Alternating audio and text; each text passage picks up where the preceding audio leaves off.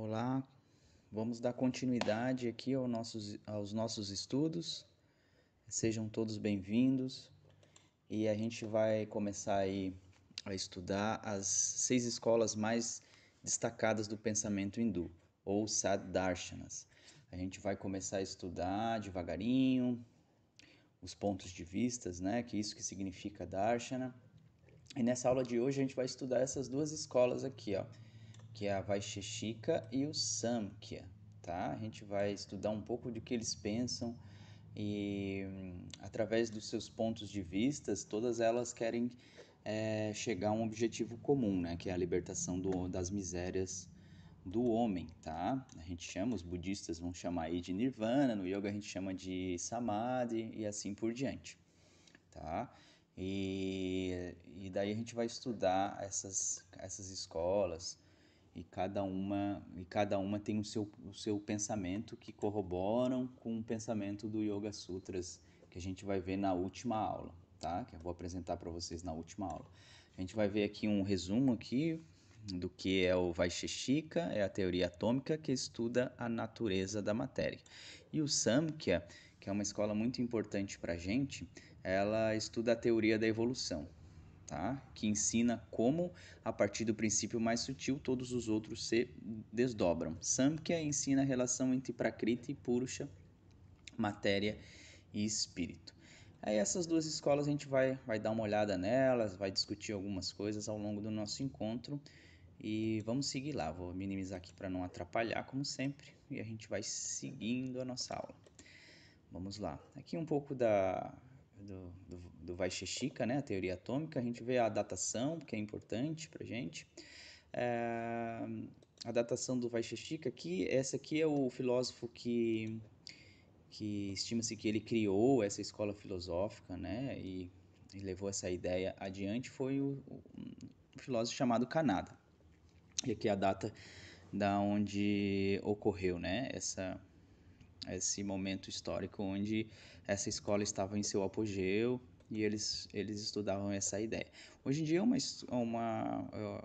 acredito que nem exista mais, né, essa escola, ou se existe está em, em muito restrita, né? Porque eu nunca ouvi falar. Mas ela faz parte, né, dessas 6 principais escolas. A gente vai estudar ela um pouquinho, resumidamente, só para pontuar, tá? Vamos lá. Fundada por Kanada, afirma a composição do universo fenomenal a partir de 6 categorias: substância, qualidade, ação, generalidade, individualidade atômica ou separatividade e coerência.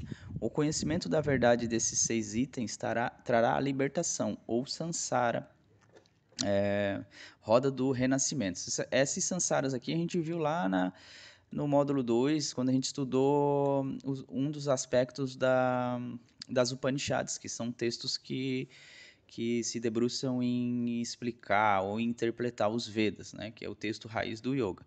Aí vocês vão já, por isso que é importante vocês assistirem as aulas anteriores e se familiarizando com os termos, desculpa. Isso aqui é a roda dos renascimentos. Ou seja, como eu falei ali no início, cada uma tem a sua maneira de chegar ao seu objetivo final, né? Que no yoga é o samadhi, a iluminação. Aí quando a gente chega ao samadhi, a gente também para de renascer na Terra, né? A gente para de fazer esse renascimento na Terra a título de aprendizagem, de evolução espiritual, tá? Só para vocês ficar mais claro para vocês. Tá? Então, para essa escola, é a partir dessas 6 categorias que eu listei acima. Tá? Para essa escola, os átomos finais são eternamente conectados com a consciência de Ishvara. Assim como pela agregação dos átomos se cria, pela sua disjunção se destroem as formas e os universos. A gente observa que essa data aqui, que também é a data onde a Grécia estava já descobrindo, né, essa ideia atômica, com Demétrico, esqueci o nome do outro filósofo, mas a gente observa que tem um paralelo com a Índia também, né? Que eles estão estudando, só porque a Índia dá esse teor bem filosófico, né? Bem religioso, nessa escola que a gente chama de Vaisheshika. tá certo? Então, basicamente é isso. Só pontuar mesmo, né, pra gente entender brevemente o que era essa escola filosófica. A gente observa, vou voltar lá para vocês observarem que essas escolas, elas se debruçam sobre as leis da matéria e do espírito, tá? Os outros métodos à esquerda, eles são métodos mais práticos, tá certo? Então a gente vai ver muito isso, que é uma observação da natureza, é quase que uma sintonização, né? Como se a gente estivesse sintonizando uma rádio, sabe? Equalizando um som para a título de observação, né? Para que tu consiga alcançar os estados mais elevados de consciência, tá certo? Agora aqui o SAMP é muito interessante, é uma escola que existe até hoje, né? Também não é uma escola tão famosa como a escola do yoga, que depois se desmembrou no Hatha Yoga, onde a gente pratica aí. Acredito que quem esteja assistindo essa aula é um praticante ou é um entusiasta, né, de filosofia indiana, oriental, enfim. É, e o Samkhya é considerado a teoria do yoga, a base filosófica que vai dar origem ao yoga que a gente conhece hoje, tá? Aí eles têm, toda a escola filosófica tem a sua composição primária, né? A gente vai observar que todos eles precisam partir de um pressuposto para te alcançar os níveis mais avançados. E para o Samkhya, esse início aqui é importantíssimo para que o praticante de Samkhya consiga avançar e entender as verdades do Samkhya, né?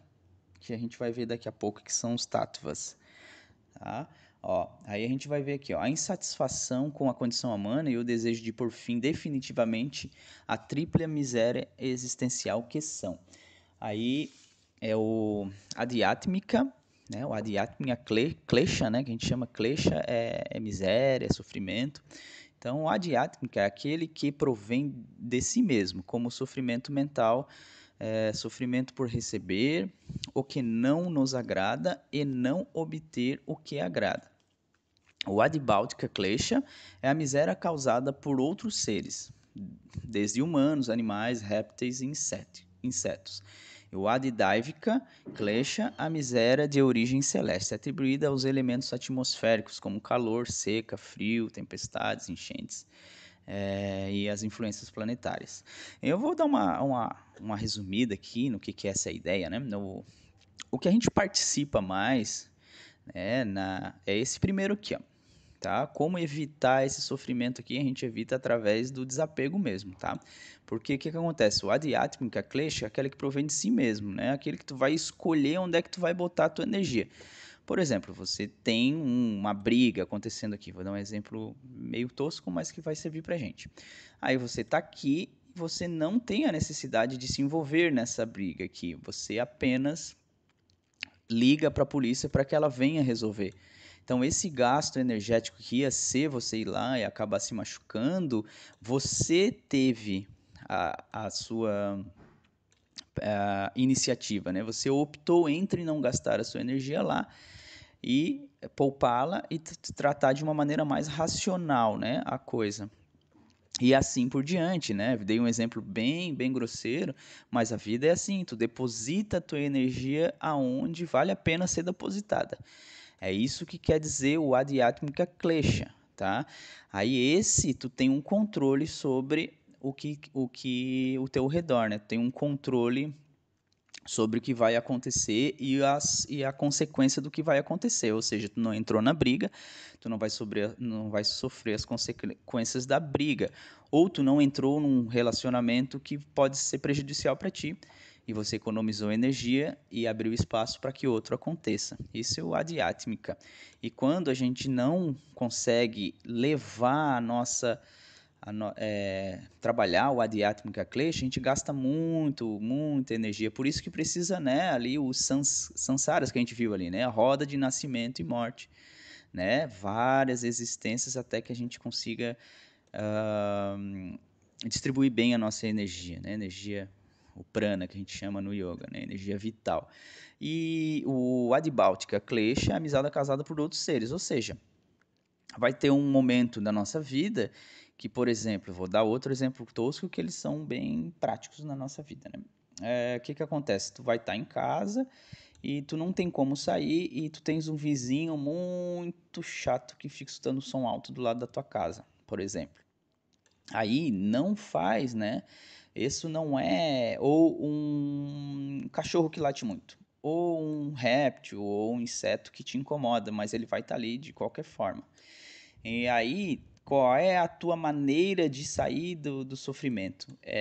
O vairagem, é a tua entrega. Bom, não tenho o que fazer, eu não vou ficar ali esbravejando e gastando minha energia com isso. Aí é exercitar a entrega, exercitar a paciência, para não perder energia com uma coisa que não tem jeito, ela vai acontecer de qualquer forma. O Adidaivica Klesha, aí é de origem a mesma coisa, é a mesma função esses dois aqui, que é tu exercitar a tua entrega, né? Não tem jeito. Tá? O Adidaivica, né, vem de devas, né? Vem de, ó, por exemplo, tá muito calor e não tem jeito, o calor vai estar calor, dependente do quiser ou não. Então, não tem jeito, né? Aí, frio, tempestade, enchentes, ciclones, influências planetárias, né? Elas acontecem, nos influenciam, né?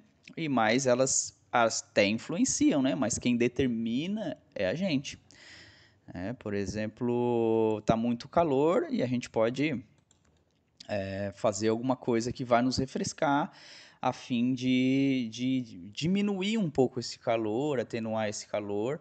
Você pode ficar num quarto quente, sem ventilador, ou você pode dar uma caminhada e tentar se refrescar, mas o calor vai continuar aí. Então, independente, então não tem, esses dois aqui não tem saída, né? Aí você fazer com que exercitar esses três aqui é um dos princípios para que a gente siga essa ideia do Samkhya, né? De energia e de reconexão, né? Com o teu eu interno e com o eu externo, né? Que é toda a observação da natureza, reconexão, qualidade de presença, tudo que a gente vê no yoga. Os seguidores do Samkhya, né, usam o discernimento, que é o Viveka, e a renúncia, Vairaja, como os principais meios de salvação. A filosofia do Samkhya já foi caracterizada muitas vezes como aspecto teórico da prática do yoga. Isso eu falei anteriormente, né? Então aqui o discernimento, que a gente viu ali na primeira, no primeiro, nas primeiras misérias ali que eu pontuei ali para vocês, né? Que é o Adhyatmika Klesha, né? Adibáltica e o Adidevika. O Adhyatmika a gente já trabalha o quê? A gente trabalha o discernimento. A gente vai e percebe, não, esse aqui não é uma boa ideia, né? Agora os outros, a gente faz o quê? A gente faz a renúncia, o vairagya, a gente dá a entrega. A gente entrega porque não tem jeito. Se entregar uma coisa, às vezes é muito mais difícil, né? A gente acha assim que relaxar é uma coisa fácil, mas se vocês pararem para pensar, a gente consegue fazer as coisas da nossa vida com muito mais, as coisas mais palpáveis, mais materiais, como acordar muito cedo para trabalhar ou trabalhar muito exaustivamente, a gente faz mais com mais facilidade do que às vezes relaxar, né? Às vezes a gente tem dificuldade para dormir, para parar e ler, contemplar um pôr do sol, meditar então, nossa, é um mito, né? Eu sei que para a gente que está assistindo essa aula, nossa, a gente até acha estranho, mas a gente é uma minoria, né? Então, trabalhar o vairagya, trabalhar essa entrega, essa paciência, né? O titiksha, é uma coisa muito importante para o Samkhya e para o Yoga. Todos esses dois aqui, ó, a gente vê mais para frente na filosofia do Yoga, tá? Aí, basicamente, eu já expliquei, então eu não vou ler aqui para não se alongar muito a nossa aula. Vamos partir para frente aqui. Aí, a gente observa aqui que com essa ideia, com essa reconexão energética, a gente é capaz de observar os sentidos com mais, a gente é capaz de ouvir mais claramente, né, ver mais claramente, e a gente vai observando toda essa ideia do Samkhya, que é totalmente de observação, de momento presente. A gente observa esse conceito aqui que é muito usado, que é humanas, né? A mente, ó, é a faculdade mental, pensamento, coordenando e dirigindo tanto as faculdades sensoriais como as de ação, tem um papel centralizador. Manas forma, juntamente com a noção do eu, ahankara, eu intelecto, buddhi, o sentido interno, antakarana, em oposição aos 10 primeiros indriyas, que são os sentidos externos, tá? Então aqui a gente vai observar que manas, de manas, né, vai emanando esses sentidos externos aqui, tá? A gente vai ver isso tudo nos próximos slides, então não fiquem... às vezes a gente fica um pouco confuso aqui, mas aí a gente vai indo para frente e vai entendendo certinho. A gente vai entender que a criação do desenvolvimento da Prakriti, a gente vai observar esses dois conceitos que são muito do yoga, né? A gente vai observar aqui, ó, trata-se de uma análise cuidadosa sobre a Prakriti, o Samkhya, né? A gente pode resumir isso aqui, ó. Trata-se como uma análise cuidadosa sobre a Prakriti, como a gente observou lá no início, né? Pelo contato com Purusha, ser primordial. Se desenvolve no universo fenomenal, ou seja, no processo de manifestação gradativa cosmológica da criação. Ixi, às vezes dá um nó, né? As palavras já são meio difíceis, já são meio... a gente quase nunca ouve, mas devagarinho a gente vai entendendo certinho o que é. Então, o que é o Purusha, né? O que é o ser primordial? A gente vê que o Purusha é a essência íntima de todos os seres, né? Não maculada pelas impurezas exteriores, pelas misérias do mundo. Estando ela à parte, ela reside em todos os seres, a testemunha que observa em silêncio o movimento de quem? Da Prakriti, ou seja, né, o ser primordial, movimento de observação. Então, esse é um momento, é aquela partícula que não flui, né? E a Prakriti, que é a energia material, materialidade, é toda a criação. É emitida como a manifestação daquilo que está já inerente na causa primeira, tá? Então, o que é a Prakriti? A Prakriti é a manifestação de Purusha. Purusha observa e Prakriti se manifesta através das formas da natureza. Aí tu fazer essa distinção entre eles dois já é um processo de autoevolução, né? De altamente presente com os princípios do Samkhya, que a gente vai ver agora no próximo slide. Aí a essência do Samkhya é esse, tu observar Purusha e Prakriti, que é o princípio, onde começa tudo isso que a gente vive, começa em Purusha, se desenvolve através de Prakriti e vai se fragmentando, vai se fragmentando através dos sentidos e assim por diante, tá? Aqui eu vou falar mais um pouco sobre Purusha e Prakriti. Ó, assim, a alma não é mais do que a combinação de Purusha e Prakriti. Como eu falei anteriormente, ó, esse é um desenvolvimento muito de uma consciência muito ampla, né? Para um ser chegar a fazer essa distinção e observar o que é Purusha e Prakriti, o praticante tem que estar muito evoluído, né? Estando, portanto, sujeito às leis do samsara, que é a reencarnação, ou karma, que é a casualidade. Todo o esforço de Purusha reside na sua tentativa de se libertar de Prakriti, rompendo a ilusão que se enredou no início da manifestação, quando se mesclou com a energia universal. Prakriti. Vamos lá. Deixa eu só baixar aqui que eu não estou conseguindo ler aqui. Tá? O símbolo da filosofia do Samkhya, que fala que Purusha é energia masculina e Samkhya é energia feminina, juntas formam a energia cósmica. Então, essa manifestação, tudo isso que a gente vive, é a manifestação de Purusha e Prakriti, tá? E aí, para a gente fazer essa distinção, por isso que falou aqui, né? Purusha reside na tentativa de se libertar de Prakriti, porque a gente não consegue observar essa essência que é Purusha. Não consegue observar essa essência íntima e imutável, não maculada pelas impurezas de Prakriti. Porque as nossas faculdades mentais, né, os nossos princípios não estão bem alinhados. A gente está confundindo, a gente vê a matéria como a causa a última e pronto. Né? Não, desconsideramos aqui o Purusha, desconsideramos essa nossa partícula de Deus que existe dentro da gente. E a ideia do Samkhya, assim como o Yoga, é isso, fazer essas distinções, tá? Aí a gente vai ver essa parte do Samkhya, que para você, para tu entender um pouco do Samkhya, tem é o ponto de partida dele, que são as 25 verdades, que são os tattvas, que eu falei anteriormente ali, tá?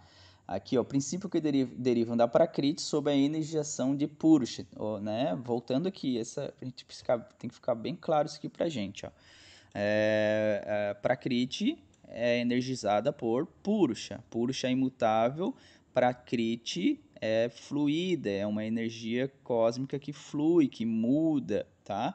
Através das operações dos três gunas, tá? Que a gente fala aqui o sattva, que é o equilíbrio, ou o modo da bondade, o rajas, que é a ação, ou a paixão, o modo da paixão, e a ignorância, que é o tamas, tá? Que é a nossa estabilidade também, né? Que é também, quando está em desequilíbrio, é a preguiça, a inércia. Tá? Isso aqui a gente vê muito no yoga, tá? Eu só vou fazer um resumo aqui para a aula não ficar muito longa, mas a gente vai ver isso mais para frente, tá? Tanto no Samkhya aqui, como lá na aula do yoga, do Ashtanga Yoga de Patanjali. Isso aqui a gente vai ver muito, tá? Aí vamos lá, aqui são as 25 verdades, fragmentando aqui a ideia do Samkhya, é basicamente isso, ó, como a gente viu lá. Vamos lá. Purusha e Prakriti, tá lá o começo, ó. Qual é o começo? Então tá aqui, Purusha divino, Prakriti energia vital, aí vai se fragmentando, Mahata intelecto, Ahankara, que é o ego, né? Aqui é como a gente começa a se manifestar, tá? Isso aqui é a inteligência da natureza, tá? A coisa que flui, né? O universo, o equilíbrio da natureza, como ela se manifesta. E o Ahankara é aqui onde a gente já está se manifestando, a nossa individualidade como ser. Isso daqui, até a gente conseguir observar isso aqui, é muito difícil. Já é um estágio elevado de um ser que está buscando a sua espiritualidade, tá? E aqui a gente vê o que? As manifestações de Prakriti, que são os gunas, tá certo? O Sattva é o modo da bondade, que é o modo do equilíbrio, o Rajas, que é a paixão, e o Tamas, que é a ignorância. Todos esses daqui, ou seja, tu conseguir observar isso daqui em ti, tu vai conseguir observar a tua individualidade, que esse arrancar aqui é o ego bom, né? A gente observa que existe um ego e depois existe uma inteligência maior, e aí sim a gente começa a chegar nesse estado mais elevado de consciência. Tá? Daí no Sattva aqui, gente, ó, a gente observa que aí a gente poderia botar o Manas aqui, né? Que é a mente. Depois do arrancar, a tua individualidade tem a mente, e a tua mente se manifesta através esses três gunas aqui. Aí o que acontece? O olho, o ouvido, a língua, a pele, o guna que predomina é esse aqui, é o sattva, ou seja, uma pessoa que tem um olho bom para observar as coisas, ele é mais equilibrado, né? O ouvido, ouve, né? Essa ideia da língua, de poder digerir as coisas que valem a pena ser digeridas e assim por diante. A Yurajas, que é o guna da ação aqui, né? As mãos, que servem para botar os nossos sonhos em prática, enfim, os pés, né? Urajas é a ação, é a progressividade, né? A fala, né? Os órgãos excretores e de reprodução, tá? E o tamas aqui, o som, o tato, a forma, o sabor, o cheiro, tá certo? Esses são onde cada um deles está se manifestando através desses órgãos aqui. E aí tem os elementos burtos, né? Os elementos grosseiros aqui, que é a água, o éter, o fogo, a terra, né?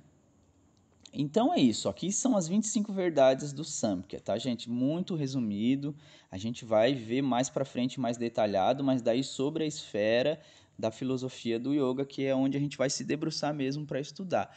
Mas essas são as 25 verdades, a gente viu aspectos que vão aparecer mais para frente, Purusha, Prakriti, Mahata, Ahankara, isso aqui vai aparecer muito, tá? Que é os gunas, os sentidos a mesma coisa, tá? E aí, para praticar a filosofia do Samkhya, tu tem que alinhar tudo isso daqui, né?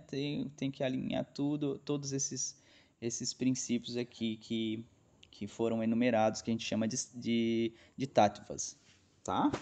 Então era isso, tá, gente? Eu vou finalizar por aqui. Vou parar aqui, daí a gente vai na próxima aula se encontrar, tá certo? Muito obrigado pela presença, bons estudos e até breve. Namastê.